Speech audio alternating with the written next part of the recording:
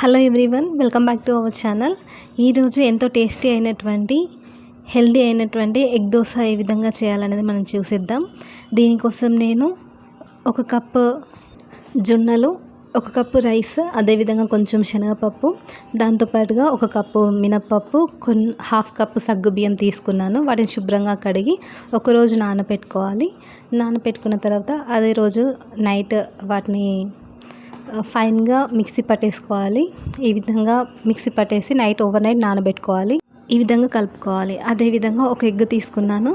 దాంట్లో చిటికెడు ఉప్పు, చిటికెడు కారం వేసుకొని కలుపుకున్నాను. సో పెనం హీట్ అయ్యే వరకు మనం చూసుకోవాలి. హీట్ అయిన తర్వాత కొంచెం 1 డ్రాప్ ఆయిల్ వేసేసి దానిపైన ఆనియన్తో మనం రుద్దినట్లయితే దోశ పెనానికి అంటుకోకుండా వస్తుంది.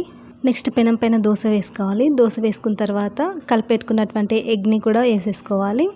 వేసుకున్న తర్వాత అది కొంచెం కాలిన తర్వాత మనం తిప్పేసుకున్నట్లయితే ఈ విధంగా ఉంటుంది. ఈ ప్రాసెస్ అంతా మీడియం ఫ్లేమ్లోనే ఉంచి చేయాలి, లేదంటే దోశ సరిగా కాలదు. సో ఈ విధంగా కాల్చుకుంటే సరిపోతుంది. సింపుల్, ఇంతే. ఇంకా వేడివేడిగా కమ్మనైనటువంటి హెల్తీ అయినటువంటి ఎగ్ దోశ రెడీ.